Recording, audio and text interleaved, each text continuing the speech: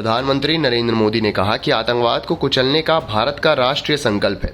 उन्होंने भारतीय सशस्त्र बलों पर पूरा विश्वास जताते हुए कहा कि उन्हें हमारे जवाब की विधि, लक्ष्य और समय तय करने की पूरी ऑप्शनल स्वतंत्रता दी गई है। ये बात पीएम मोदी ने रक्षा मंत्री Rajnath Singh, NSA Ajit Doval, CDS general Anil Chauhan, थल सेना प्रमुख जनरल उपेंद्र द्विवेदी, वायुसेना प्रमुख air chief marshal AP Singh और नौसेना प्रमुख एडमिरल दिनेश त्रिपाठी के साथ मंगलवार को अपने आवास पर हुई एक बैठक में कही। सरकारी सूत्रों के मुताबिक ये उच्च स्तर की बैठक उस दिन से एक दिन पहले हुई जब पीएम मोदी सुरक्षा मामलों की कैबिनेट कमेटी की अध्यक्षता करने वाले हैं। ये बैठक पहलगाम आतंकी हमले के बाद दूसरी बार बुलाई गई है, जिसमें 26 लोगों की जान गई थी। हमले के तुरंत बाद भारत ने पाकिस्तान के खिलाफ कई कूटनीतिक कदम उठाए, जिससे इस हमले के पीछे माना जा रहा है।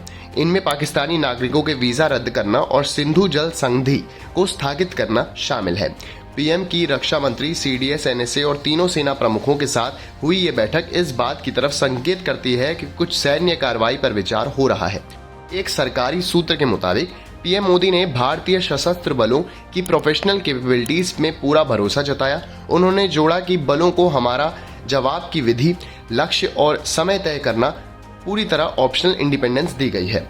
इस बीच रक्षा सूत्रों के मुताबिक कश्मीर में intelligence based targeted anti terror operations जारी हैं। वहीं एलओसी पर लगातार 5वीं रात सीज फायर वायलेशन भी चलता रहा।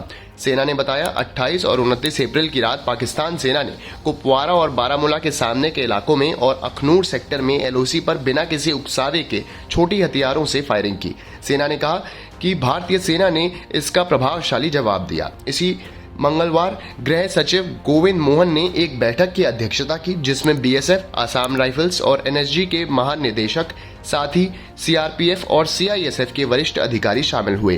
बैठक का एजेंडा स्पष्ट नहीं था, लेकिन एक सीनियर अधिकारी ने बताया कि सुरक्षा बलों को अलर्ट रहने और सीमाओं पर हाईएस्ट लेवल की सतर्कता बनाए रखने को कहा गया है।